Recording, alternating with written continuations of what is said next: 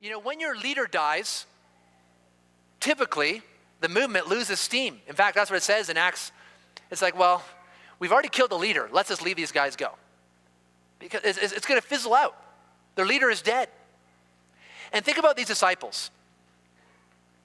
They truly believe Jesus rose from the grave. And that explains their self-sacrifice because there's no other explanation for it. Let's just say, by way of argument, that these disciples thought they would make up the resurrection of Jesus Christ. They really wanted it to be true. And so let's just make it up and maybe we'll just make it true. Well, deep down, they know it's not true. Deep down, these Jews who know God, who know the scriptures, who know the promise of a coming Messiah, this one who's going to come and forgive sins and bring them into eternal life, they know Jesus ain't the one. You know, he was a fraud. He was a liar. He's not the Messiah. There's no forgiveness in his name. There's no motive for them. There's no hope of eternal life. And there's no promise of power. There's no promise of women. There's no promise of money. They all died poor, the scum of the earth, hated, reviled. There was absolutely no motive for them to try to fabricate this hoax about Jesus' resurrection.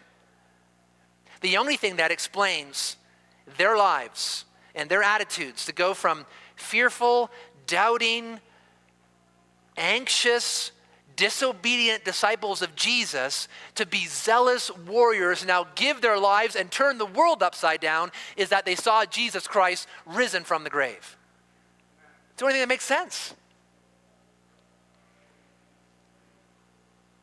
Now, others have tried to explain the disciples' behavior by conjecturing what has become known as swoon theory.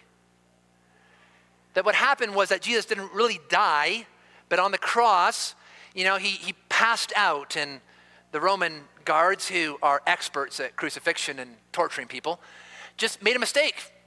Took him down, he wasn't really dead, they laid him in a tomb, and because that tomb was cold, he woke up and he revived, and then he moved that stone out of the way, and he hobbled out of the grave. And then they saw him, like, wow, he resurrected. Quick, call the doctor. You know, he's about to die here. He's a dying man. You know, no one's going to go through what Jesus went through and then come before his disciples with his bleeding wounds. And they go, wow, resurrection. It's absurd to even think about. And others have suggested that what really happened was that the disciples and even this witnesses of 500 people who saw him, well, really what happened there was a mass hallucination. Now, as soon as someone starts pulling out the mass hallucination card, I just know, like, intellectually, I've won that argument. Because you have nothing.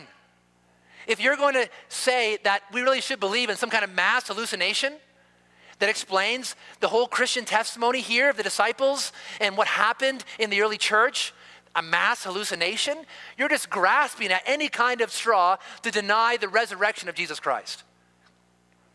It's not believable. The only way that explains the evidence is that they really saw him, and the reason why they believed that they really saw him was because he was actually there before him. He actually resurrected from the grave.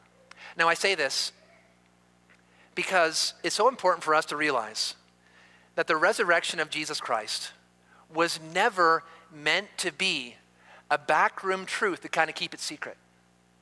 It's never meant to be something that, you know, this guy had a good idea over here. You know how Mormonism started with Joseph Smith, and he says that he found these gold-plated tablets and it had like Egyptian-like hieroglyphs on it, and don't have them anymore. And the guys who did say they saw him, in fact, they tell people now they didn't see him, and well, let's kick them out of the church. And so now I'm the only one who saw these tablets, and just believe me. Or like Muhammad, just believe me, I had a vision from Angel Gabriel, and there's nothing that I can show you that would bear witness to that, but just believe me. Christianity is not like that. God didn't work in the corner. He didn't work in the dark. He did it out in the open. He did it during the Passover when millions of people would come to Jerusalem. And it was then that Jesus Christ was publicly crucified, and it was then that he was publicly resurrected. He meant for it to be known in history and proclaimed throughout the world that Jesus Christ is alive forevermore. And so this is not a secret. Christianity is history. It is not a philosophy. It's not just a way of life. It's not just a moral principles. It's not just good because it works. It's because it's historically true. It's what God has done in history through his Son, Jesus Christ. He rose him publicly. And so we should have a confidence in the resurrection of Jesus Christ. If you came here today doubting about the resurrection, then doubt no more. If you came here thinking the resurrection was something that was kind of clouded in mystery, then remove that cloud and let the sun shine in.